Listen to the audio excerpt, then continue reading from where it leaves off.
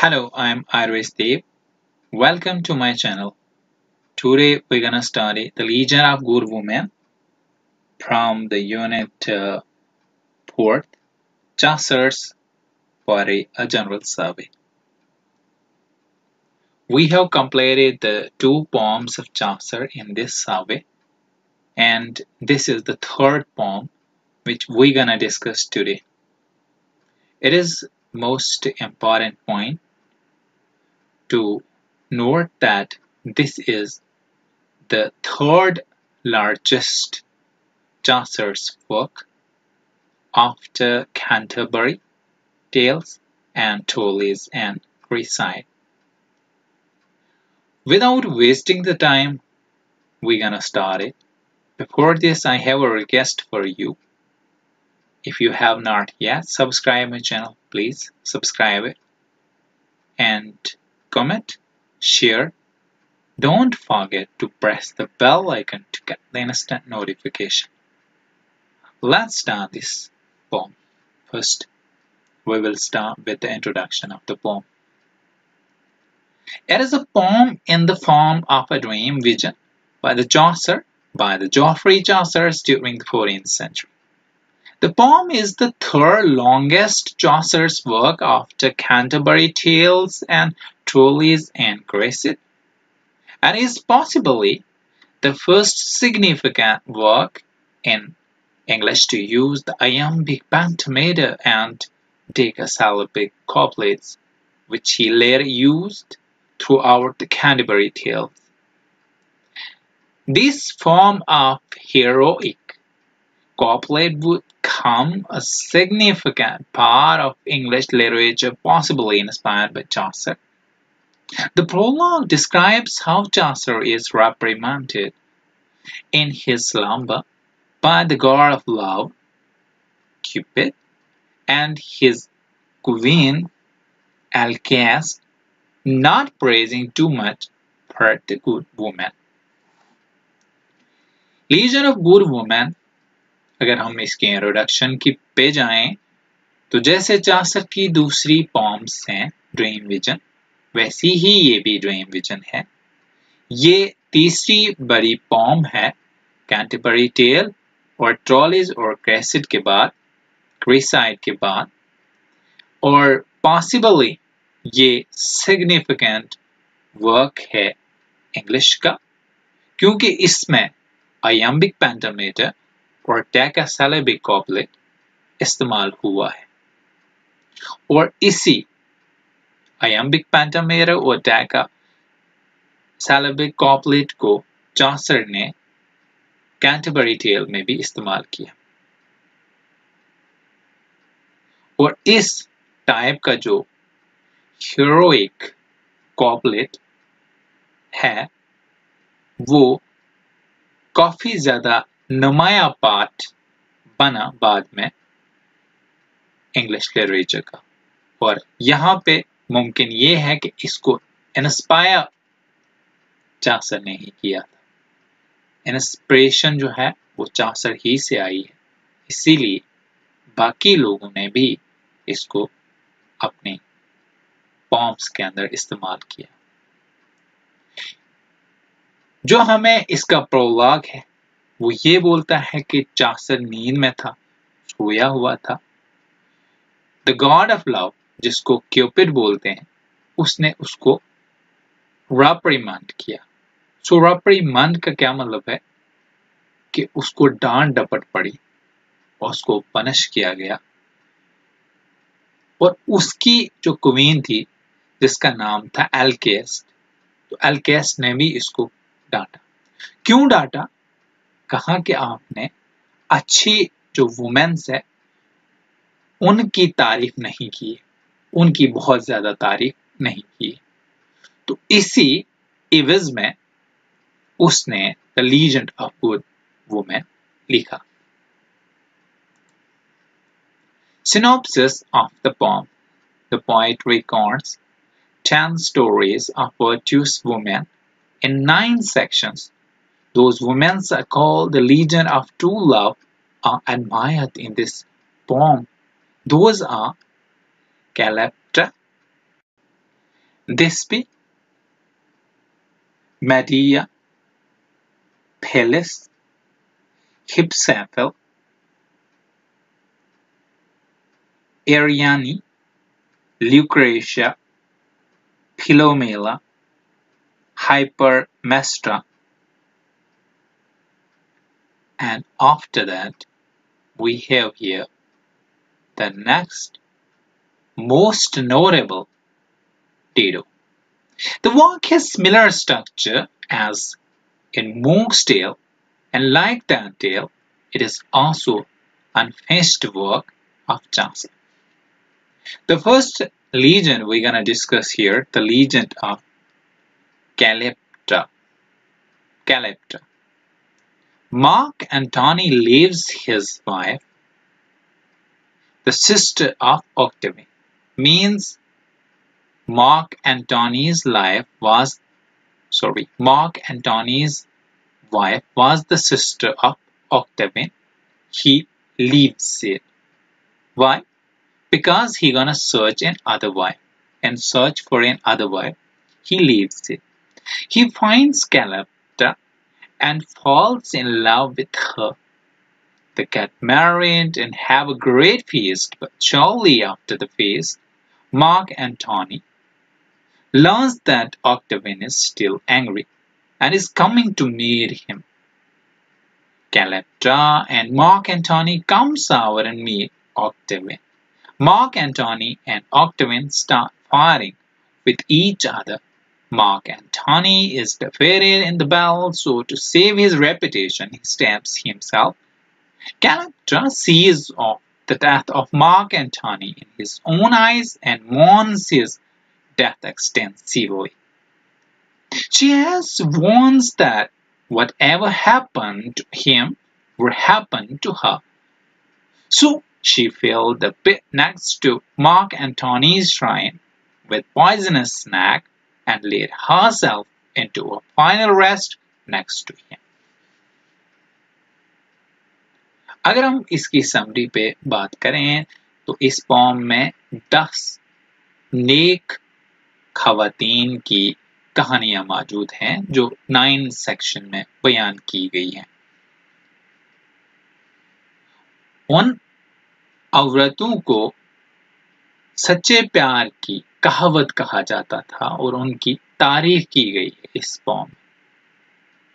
वो औरतें थी Calyptra, Thisbe, Medea, Phyllis, Hypsipyle, Ariadne, Lucretia, Philomela, Hypermnestra, और most notable Dido. वर्क या इस पोम का स्ट्रक्चर ऐसा ही है जैसा कि मॉन्क्स की टेल में है, जो आप कैंटरबरी टेल में पढ़ोगे, तो उसी की तरह इस पोम को भी अनफिनिश्ड ही रखा गया क्योंकि ये कंप्लीट उसने नहीं की। जो पहली कहावत हम पढ़ने जा रहे हैं यहाँ पे वो है कैलिप्ट्रा की कहावत, मीन्स लीजेंड ऑफ कैलिप्ट्रा। तो इसमें हमारे पास 3 इंपॉर्टेंट कैरेक्टर है और चौथा जो है वो इनविजिबल है, वो यहाँ पे विजिबल नहीं। मार्क एंटोनी, ऑक्टेवियन और कैलिप्ट्रा, और जो एब्सेंट कैरेक्टर यहाँ पे है वो है हिज वाइफ। अब मार्क एंटोनी क्या करता है, अपनी बीवी को छोड़ देता है जो ऑक्टेवियन की बहन होती है।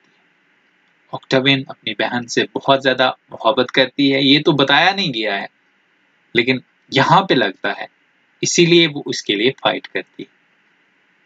और वो जब ऑक्टेवियन की बहन को छोड़ देता है और वो दूसरी बीवी की तलाश में चला जाता है तो उसको कैलिप्ट्रा मिल जाती है और उसके साथ प्यार करने लगता है। वो एक दूसरे के साथ शादी कर लेते हैं, बहुत बड़ी दावत का एहतमाम भी करते हैं वो। और जब ये दावत खत्म हो जाती है तो मार्क एंटोनी को पता चलता है कि ऑक्टेवियन को अभी भी गुस्सा है और वो उससे मिलने आ रही है। कैलिप्ट्रा और मार्क एंटोनी दोनों बाहर आते हैं, ऑक्टेवियन से मिल जाते हैं। मार्क एंटोनी और ऑक्टेवियन की आपस में लड़ाई हो जाती है। मार्क एंटोनी को शिकस्त हो जाती है लड़ाई में, और अपनी शोहरत को बचाने के लिए वो खुद ही को मार देता है। कैलिप्ट्रा इस मौत को देखती है, इस मार्क एंटोनी की मौत को देखती है अपनी आंखों से। वो इसको हद से ज्यादा मौतम भी करती है, और वो कसम खाती है कि जो मार्क एंटोनी को हुआ वही उसको भी होगा। और वो मार्क एंटोनी की कब्र के साथ में एक गड्ढा खोदती है और उसमें जहरीले सांप डालती है और अपने आप को उसमें डालती है, और वो भी वहीं पे खत्म हो जाती है उसके पास। So next we have here the legend of Thisbe. Thisbe and Paramus love each other dearly. However, they aren't able to be together. They talk through the crack in the wall that separated their dwellings. They plan to meet at a tree later that evening. Thisbe arrives and sits under the tree waiting for the Paramus. Suddenly a lion appears. The lion's mouth is covered in blood, so Thisbe decides to flee. While fleeing, she drops the veil that she was wearing. Paramus finally arrives at the tree and finds the veil. He assumes the worst and decides to stab himself with his sword. Thisbe soon returns to find her lover dead. She takes the same sword and kills herself. The legend of Dido. Ennis goes on hunting with Dido to win her heart, and suddenly it begins to storm. They run to seek shelter in a cave. They soon notice that they are alone in the cave. Ennis seduces Dido in the cave. At first, Dido refuses to confess that she loves Ennis back.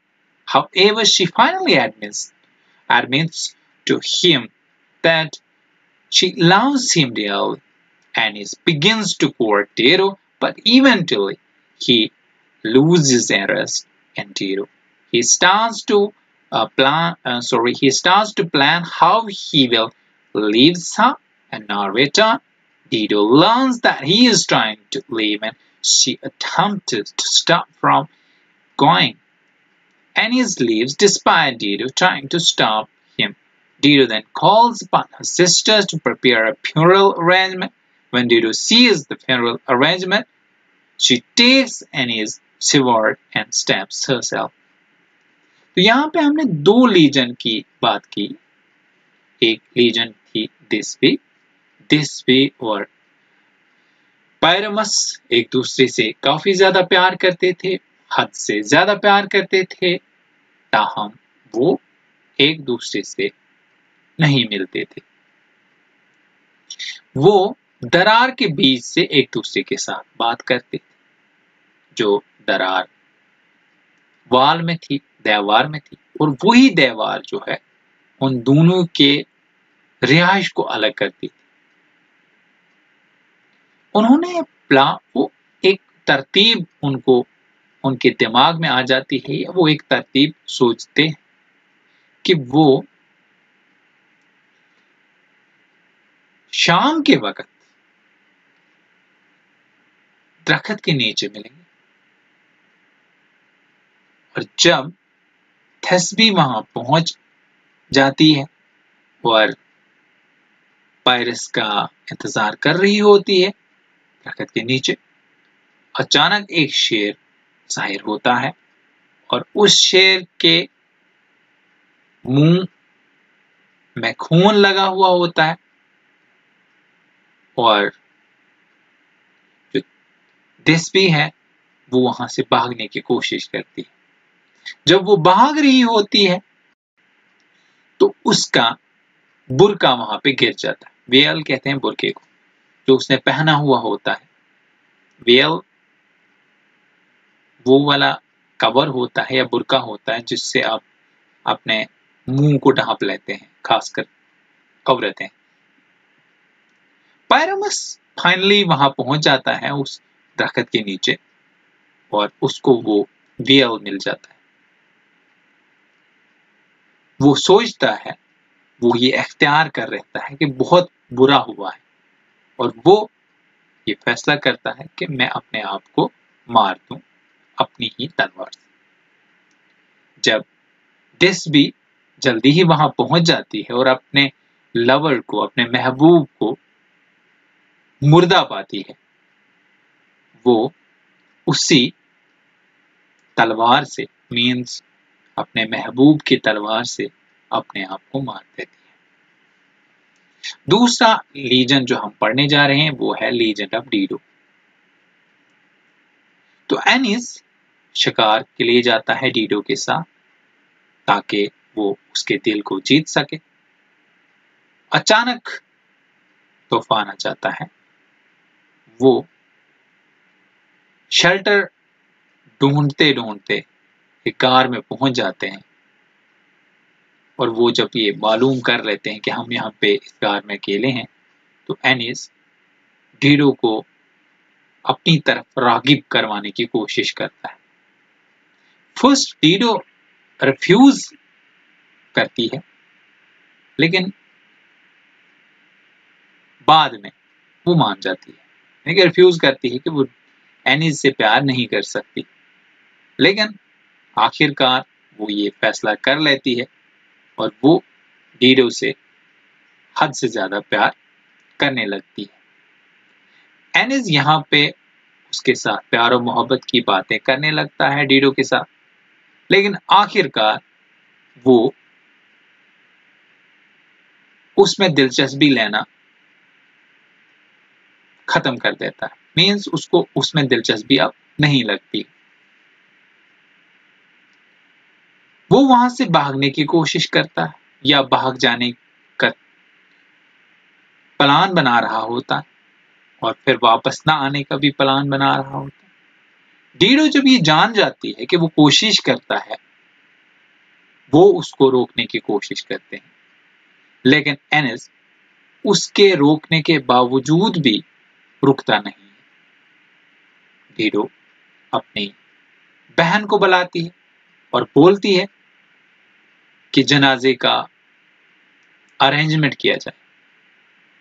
जब Dido देखती है कि जनाजे का arrangement हो गया है, तो वो एनिस की तलवार लेती है और अपने आप को मार देती है। Next we have here the legend of Hipsaphyl and Medea. Jason tries two women that he loves them, and they dies for the sake of Jason's love. First, Jason meets the queen of the Lemnos, Hipsaphyl, at the beach and greets her and seduces her. She examines him, notes that he belongs to the noble family. Jason stays at Hipsaphyl's house for a long time. During that time, Jason has started to flirt her and eventually marries Hipsaphyl and has children with her. At last, he takes all her property and then leaves her alone. She never sees him again. Hipsaphyl decides to be faithful to her husband and waits till her death. The Legend of Medea. This is the second faithful woman who became the victim of the Jason's false love. Jason arriving at a place which is called it is Kagis. The pronunciation of this word is Kagis. looking for a woman to satisfy his lust. He make a plan to go to the king and will request for permission to find the golden fleece. यहाँ पे legend of Hypsipyles और media ये दो औरतें होती हैं जिनके साथ जैसन जो है वो झूठ मूठ का प्यार करता है इन दोनों औरतों के साथ, और वो दोनों औरतें इसके प्यार के लिए मर जाती है या इसके प्यार के खातिर मर जाती है। पहले जैसन जो है क्वीन ऑफ लेमनोस से मिलता है जिसका नाम हिप्सोफेल होता है। काफी टफ सा वर्ड है प्रोनाउंस करने में, तो इसको एक दो बार जो है आप प्रोनाउंस करते हैं तो आपके मुंह पे आ जाएगा हिप्सोफेल। हिप्सोफेल के साथ वो जो है प्यार करना स्टार्ट करता है। वो पहले समंदर के किनारे पे मिलते हैं, वहां पे वो उसको ग्रीट करता है, सलाम करता है, फिर उसको सेड्यूस करने की भी कोशिश करता है। Seduces means he gonna attract her toward him, यानी अपनी तरफ उसको मायल करने की कोशिश करता है। वो जब इसको एग्जामाइन करती है और उसको लगता है कि ये किसी शरीफ खानदान से इसका ताल्लुक है या शरीफ खानदान से ये ताल्लुक रखता है, जैसन उसके घर में बहुत देर तक रहता है। इसके घर में रहता है हिप्सोफेल के घर में। हिप्सोफेल के घर में बहुत देर तक वो रहता है और उस दौरान जैसन उसके साथ फ्लर्ट करना स्टार्ट कर देता है और आखिरकार उनकी शादी हो जाती है और उनके बच्चे भी हो जाते हैं। लेकिन आखिरकार वो उसकी तमाम प्रॉपर्टी को लेता है, हड़प कर लेता है और उसको अकेला छोड़ देता है और वो उसको कभी नहीं देखती है दोबारा। हिप्सोफेल ये फैसला करती है कि वो अपने खावंद के लिए वफादार बन जाती है, यानी बनने का फैसला करती है और उसका इंतजार मरते दम तक करती है। दूसरी जो है वो मेडिया है, सेकंड फेथफुल वुमेन आप कह सकते हैं, जो जैसन के झूठ मूठ के प्यार की शिकार हो जाती है। जैसन जब पहुंच जाता है उस जगह पे जिसका नाम जो है वो है कागिस, इस COLCHIS, इसकी जो प्रोनाउंसिएशन बनती है वो है कागिस। तो कागिस पे जब पहुंच जाता है तो वो किसी औरत की तलाश में होता है कि वो अपने डिजायर को पूरा करे, अपने ख्वाहिश को पूरा करे, अपने लस्ट को पूरा करे, यानी अपनी सेक्सुअल ग्रेटिट्यूशन जो उसमें है उसको पूरा कर सके। लेकिन वो एक प्लान बनाता है, वो बादशाह से मिलता है, उसको रिक्वेस्ट करता है कि वो सोने का ऊन ढूंढना चाहता है। तो सोने के ऊन को मालूम करने के लिए वो परमिशन बनाता है। He arrives at Kagis. He is looking for a woman to satisfy his lust. He makes a plan to go to the king and request him for permission to find golden fleece. In real, his intention is to get the girl's satisfaction of his lust. The king grants him permission, and for satisfaction of his lust, he sits next to his daughter, Medea. Medea has previously heard Jason's reputation and begins to fall in love with him. She tells him that she is worried about his attempting to find the golden fleece. She tells him that there would be very hard to find the golden fleece. She tells him further if she were help him to find the golden fleece, would he become her good and faithful husband then? He promises to do the same, finally marries with her, has children. But when Jensen gets success in his mission, he takes all her treasures, abandons her, and does the same things to Medea as he did to Hypsipyles. तो यहाँ पे जब वो कागिस में पहुंच जाता है, वो औरत का तलाश कर रहा होता है और वो अपने सेक्सुअल अपने सेक्सुअल ग्रेटिफिकेशन के लिए किसी औरत का तलाश कर रहा होता है तो उसको एक प्लान सूझ जाता है। वो बादशाह के पास जाता है और उससे रिक्वेस्ट करता है और उससे इजाजत मांगता है कि उसको सोने का ऊन मालूम करने के लिए परमिशन दी जाए। हकीकत में उसकी नीयत कुछ और होती है। वो गर्ल या लड़की को हासिल करना चाहता है, अपनी सेक्सुअल ग्रेटिफिकेशन को पूरा करने के लिए या सेटिस्फैक्शन को पूरा करने के लिए। बादशाह उसको परमिशन दे देता है और वो अपने सेटिस्फैक्शन, अपने लस्ट की सेटिस्फैक्शन के लिए वो मदीहा के पास में बैठ जाता है जो बादशाह की लड़की होती है।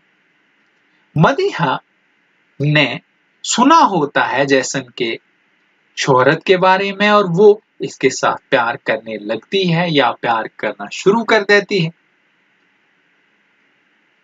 वो उसको ये बताती है कि उसको काफी फिक्र है कि वो गोल्डन फ्लेस हासिल नहीं कर सकता है,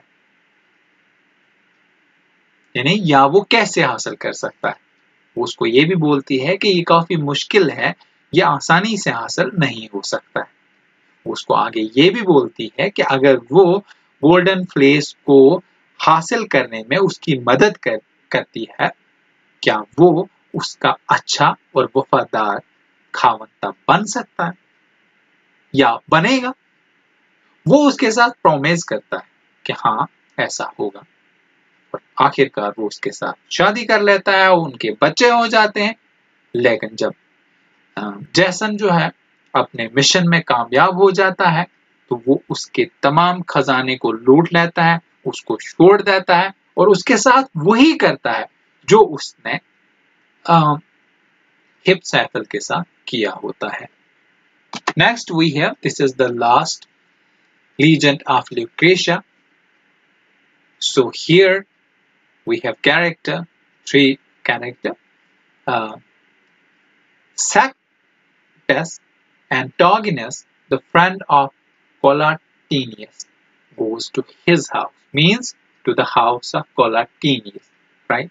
Where he sees the Collatinus' wife, Lucretia, who is in her chamber with her hair down as she is not expecting visitors.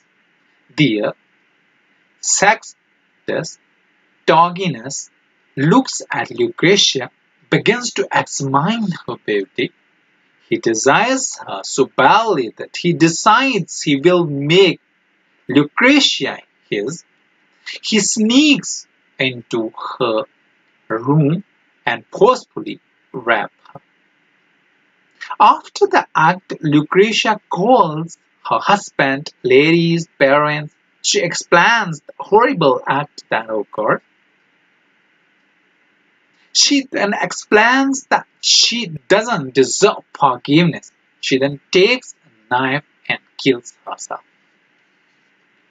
Last जो जिस लीजन की हम बात कर रहे हैं वो ल्यूक्रेशिया थी। ल्यूक्रेशिया भी एक पाक और साफ दामन औरत थी और एक दिन क्या होता है कि सेक्सटस एंटिगोनस दोस्त होता है कोलाटिनियस का, वो इसके घर में जाता है और वहां पे कोलाटिनियस की बीवी होती है जिसका नाम ल्यूक्रेशिया होता है और वो अपने बालों को नीचे करते हुए अपने चैम्बर में होते हैं या अपने कमरे में होती है और उसको ऐसा ख्याल नहीं होता है कि कोई यहाँ पे आ जाए।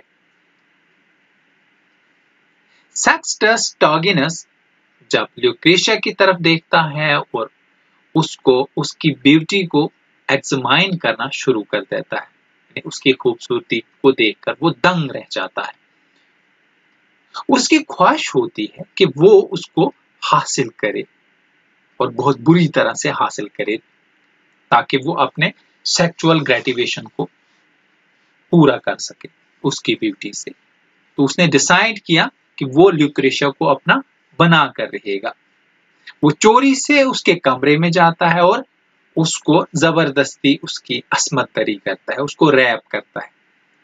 जब ये काम खत्म हो जाता है तो ल्यूक्रेशिया जो है वो अपने हस्बैंड को और व्रतों को बुलाती है और अपने पेरेंट्स को बुलाती है।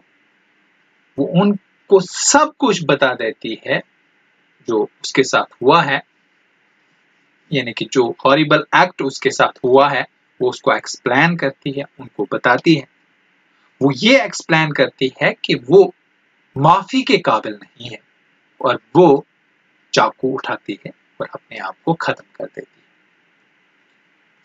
तो यहाँ पे जो हमने कैलेप्टा देस्पे, मेडिया और उसके बाद हिप्सोफिल्स और ल्यूक्रेशिया और फिर ये कैरेक्टर्स जो हमने पढ़े ये लीजेंड थे और इनमें एक नमाया कैरेक्टर था और ये वर्चुअस वुमेन थी, इनमें वर्चूज थी, तो इसीलिए ये वर्चुअस वुमेन का खिताब इनको मिला। और ये भी एक ड्रीम विजन है, जैसा कि मैं आपको पहले बता चुका हूं। इसकी समरी में हमने इसके बारे में डिस्कस किया कि वो चासर सोया हुआ था तो उसको ख्वाब में ये आता है कि द गॉड ऑफ लव, जिसको क्यूपिड कहा जाता है, और उसकी जो बीवी है जिसको एल्सिस्ट कहा जाता है, तो एल्सिस्ट और क्यूपिड जो है इसको डांटते हैं, रेप्रिमैंड करते हैं। रेप्रिमैंड का मतलब होता है डांटते हैं। क्यों डांटते हैं? उसको ये बोलते हैं कि जो भी गुड वुमेन्स हैं, जिनके अच्छे वर्चूज हैं, जिनके अच्छे कैरेक्टर्स हैं, आपने उनकी तारीफ नहीं की है, तो इसलिए उनकी तारीफ करो। जब वो ख्वाब से उठ जाता है तो वो the legion of good women लिखना स्टार्ट कर देता है। तो ये था ये दोस्तों। तो कल हम दूसरी चांसलर की पोम लेके आएंगे। मुझे इजाजत दीजिए। वीडियो को शेयर करना मत भूलिएगा। अगर अभी तक आपने इस चैनल को सब्सक्राइब नहीं किया है तो आप सब्सक्राइब कीजिए, आप कमेंट कीजिए, आप मुझे थम्स अप दीजिए। अगर आपको वीडियो अच्छी नहीं लगती है तो आप इसके बारे में भी लिख सकते हैं, और अगर आप कुछ और सुधार चाहते हैं उसके बारे में भी आप नीचे कमेंट बॉक्स में लिख सकते हैं। मैं इन्हीं अल्फाजों से I gonna say you goodbye. Thank you very much. So I gonna end the show here.